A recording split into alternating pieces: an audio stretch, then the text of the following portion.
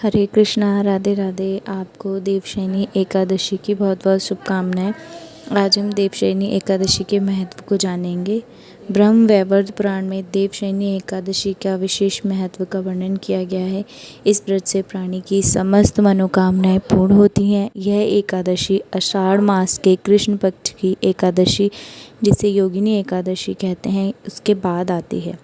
आषाढ़ मास के शुक्ल पक्ष की एकादशी को देवशयनी एकादशी कहा जाता है। इसी एकादशी से चतुर्मास का आरंभ होता है। इस अवधि में कोई भी शुभ कार्य जैसे विवाह आदि नहीं किया जाता। मान्यता है कि इस दिन से भगवान श्री हरि विष्णु क्षीर सागर में शयन करते हैं और फिर 4 माह के बाद उन्हें उठाया जाता है।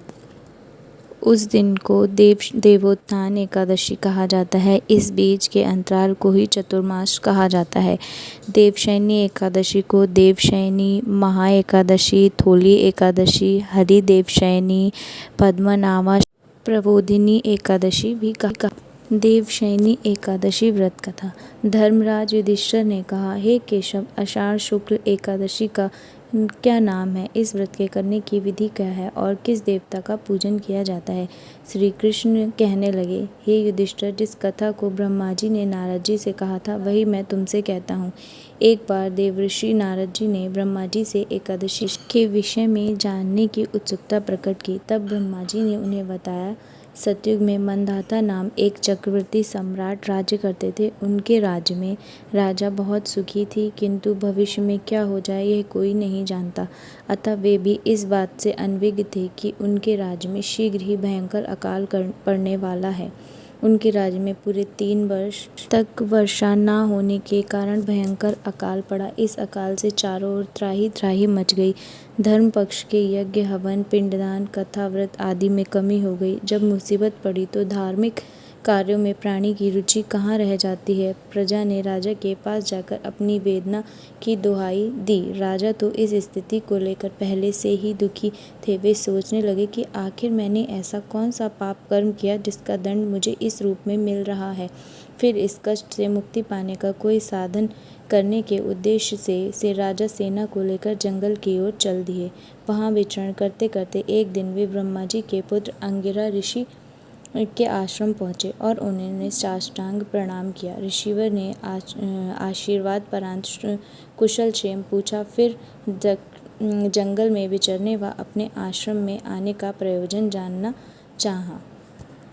तब राजा ने हाथ जोड़कर कहा, महात्मा, सभी प्रकार से धर्म का पालन करता हुआ भी मैं अपने राज्य में दुर्भिक्ष का दृश्य देख रहा हूँ। आखिर किस कारण से ऐसा हो रहा है? कृपया इसका समाधान करें। यह सुनकर महर्षि अंगिरा ने कहा, हे राजन, सब युगों से उत्तम यह सतयुग है। इसमें छोटे छोटे से पाप का भी बड़ा भयंकर दंड मिलता है।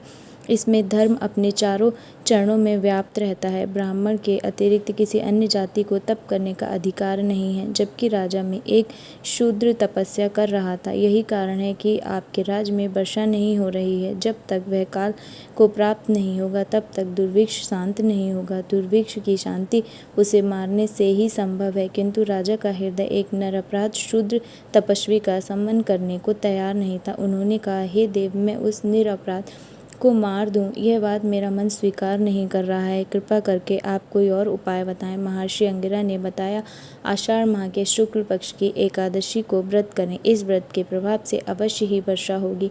राजा ने अपने राज्य की राजधानी लौट आए और चारों वर्णों सहित पद्म एकादशी विधि पूर्वक व्रत किया। व्रत के प्रभाव से उनके राज्य में मूसलाधार वर्षा हुई और पूरा राज्य धन धान्य से परिपूर्ण हो गया।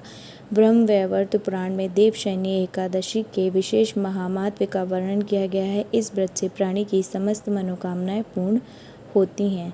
देवशयनी एकादशी व्रत कथा समाप्त। जय श्री राधे, हरि बोल। आप सभी को एकादशी का पारण टाइम भी इस वीडियो में बता दिया गया है। कृपया इस पारण टाइम को देखकर ही अपने व्रत का पारण करें। जय श्री राधे, हरि बोल।